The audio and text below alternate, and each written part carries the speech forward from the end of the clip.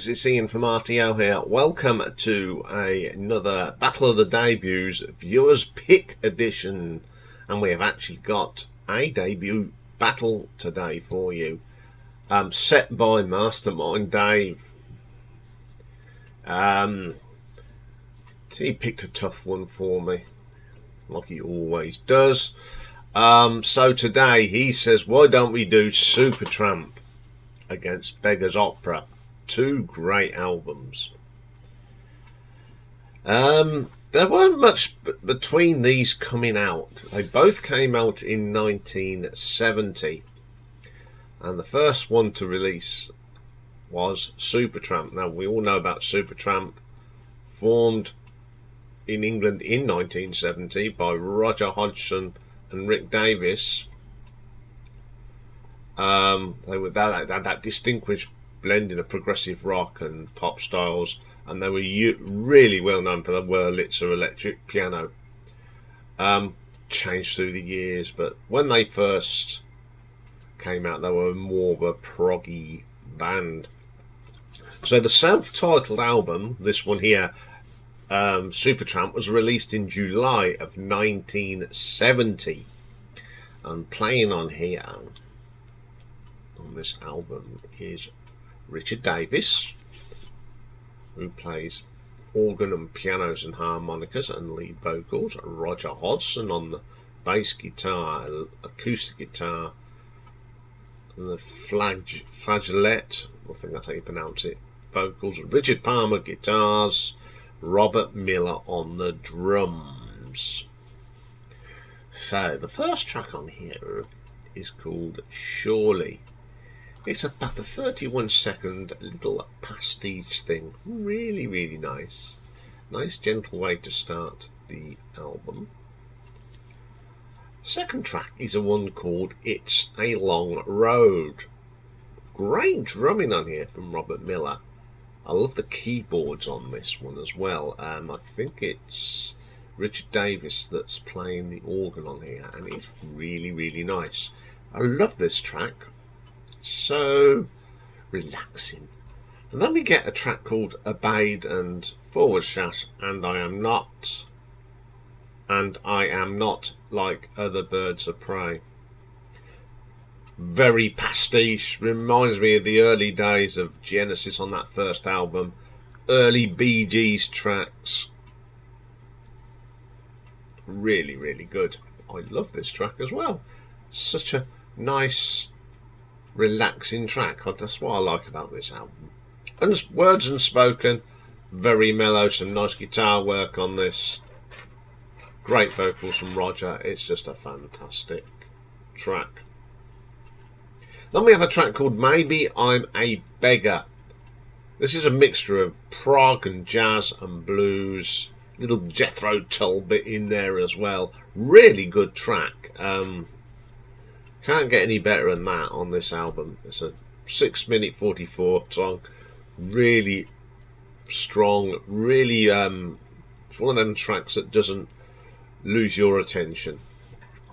Home Again is a very short little acoustic piano guitar thing. Pity it isn't longer because it's a really nice little track. Then we get Nothing to Show. Great little prog here. It's very what I call Uriah Heep. They were doing the same sound at the same time on Very Heavy, Very Humble. It's got that sound to it. It's really good. Great Hammond organ on that one. Then we get Shadow Song. Now this is going more towards Renaissance. Really good track. I do like it. It's mellow. It's fantastic. Then my favourite track on here is what actually, but definitely would get into my top 10 of Supertramp songs, and it's Try Again. The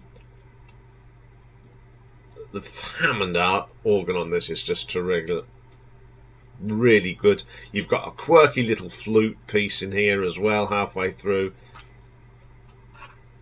Absolutely brilliant song. What a great song. And then we get Surely, a reprise, a continuation of the track, and it's got that lovely Hammond organ. Really good. So what do I think of this album? I like it. course I like it. It's a solid debut album. It's, as I said at the time when I ranked Supertramp, it's a shame they didn't continue down this route. I mean, what they went on and do was brilliant. But, I mean, Crime in the Century is just a fantastic album, and Breakfast in America. But this was just a really strong album. Certainly, it's not top drawer, but it's an album that I do like listening to. I put it on quite a lot. I obviously I put it on again, do this this battle, just to see, refresh my mind, and I thoroughly enjoyed it. I cranked it up. I actually had it on while I was ironing. It's one of them sort of albums. Yes, I do ironing. Okay, so what do the old critics go for? Well, the critics' response to this album was generally positive. Judith Simmons in the Daily Express said this debut record album by a group promising musicians, poets is rather more melodic than discs which underpass the label progressive. Despite this, this album was a commercial flop. It was, unfortunately. Retrospective reviews are more negative. In the review of AllMusic said, it's undulated and pretentious instruments meandering with greater emphasis and attention granted to the keyboards and guitars. Well, that's what Supertramp were known for.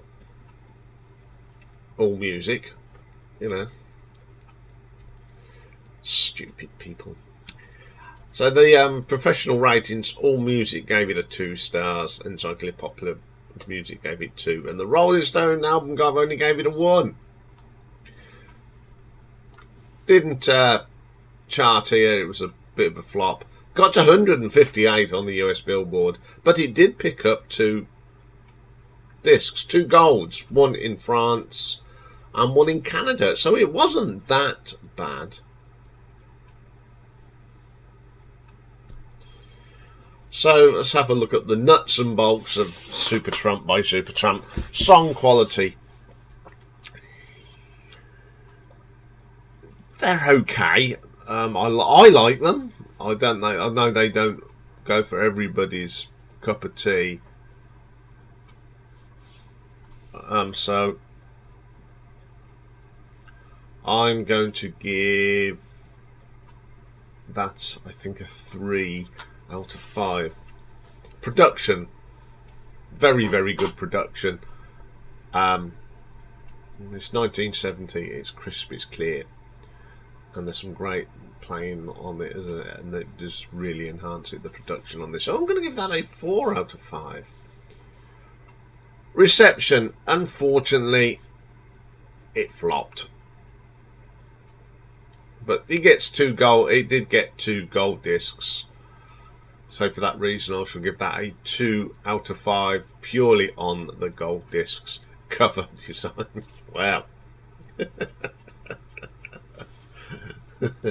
It was a weird one. But then again, these were the times of weird prog covers. I like the face in the flower. I love this thing, and I think it's an iconic cover. So I'm going to give that a 4 out of 5.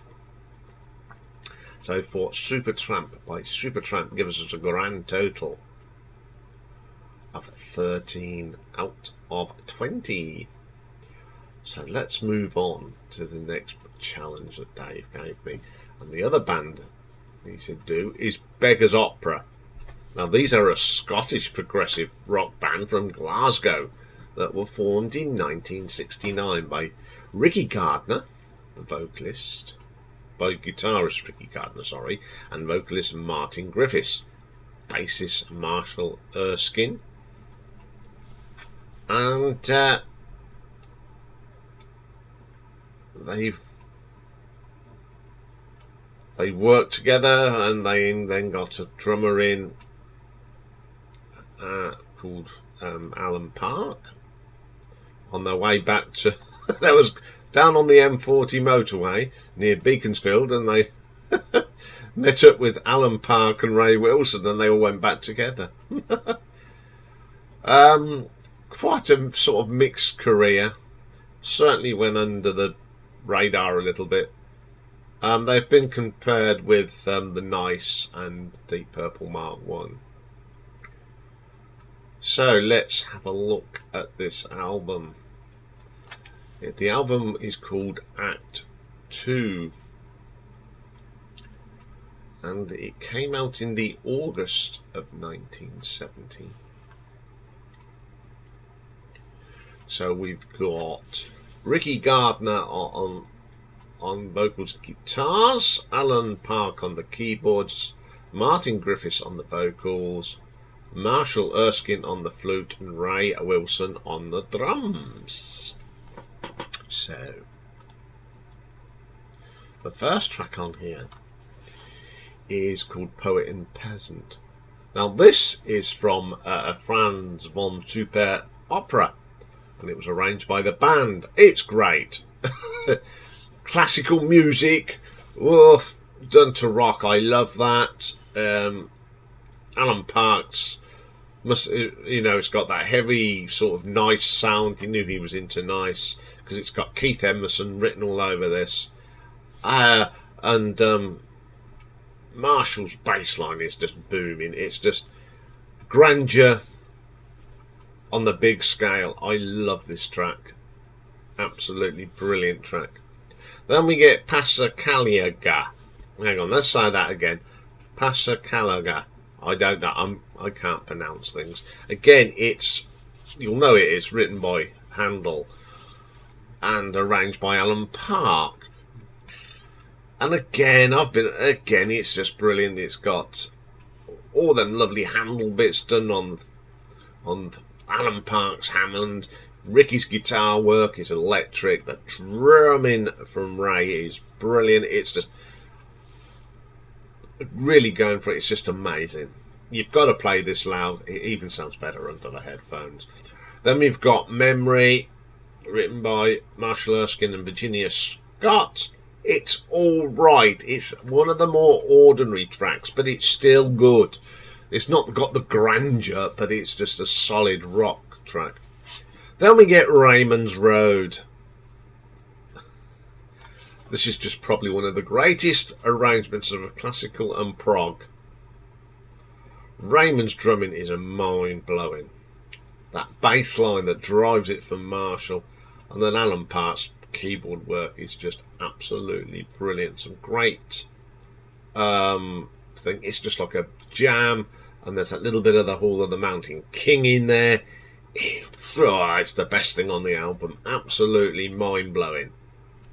Love that track. Now this band must have had a love for Franz von Super, or Super, and they do a version of the Light Cavalry. The bit that everybody remembers is that dun dun dun dun dun dun dun dun dun dun dun dun.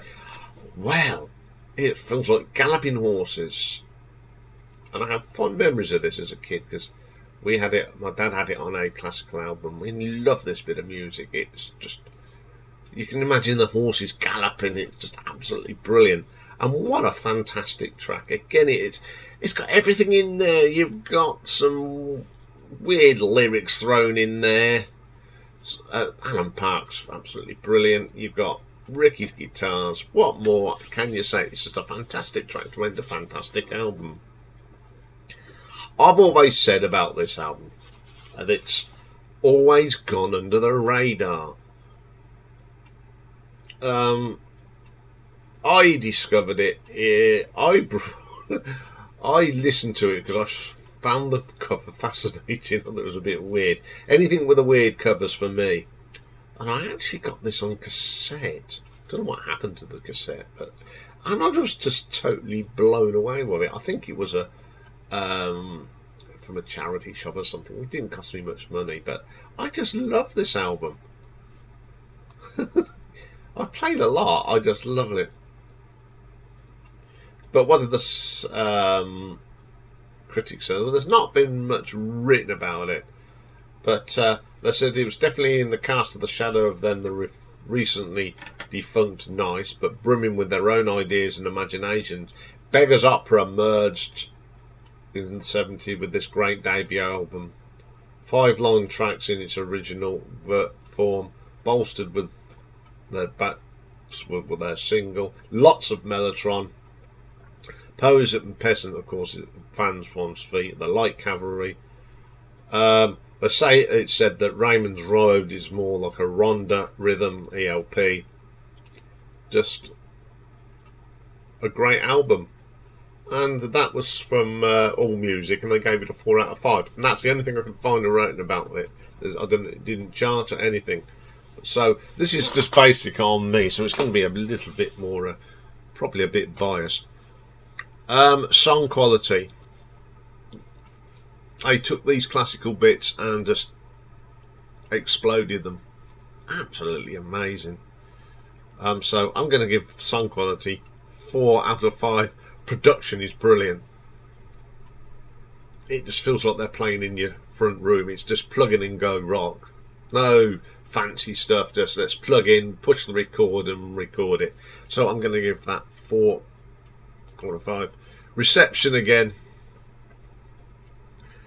Didn't do a carrot, but I'm glad people like it now. It's still quite a predominant prog album now, but unfortunately for the time it came out, I'm only going to give it a 2. Cover design. Oh dearie me. But then again, I picked up the cassette because it's got this weird tuck cover on it.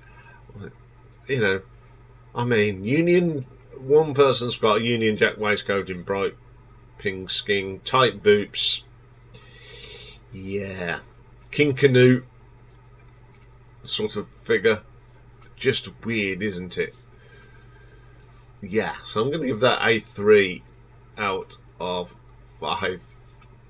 Okay then, for Beggars Opera Act 1 gives us a total of 13. So it's a draw.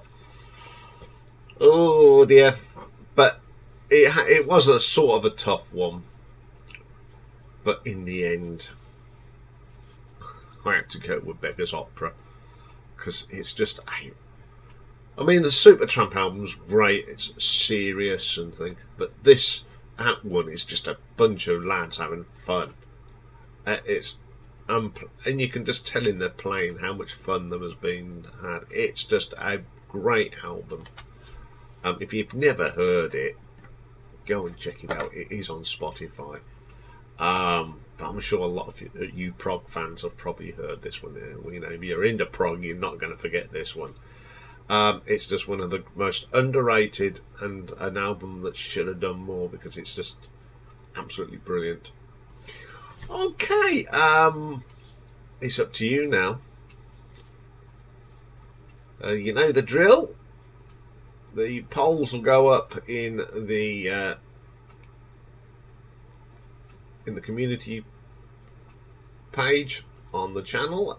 Just put who you prefer in the description, or tonight it'll be on the poll on the live stream. Be interesting, that one. And there goes Mr. Collins on the floor. So get your thinking caps on, go and have a listen and make your choices.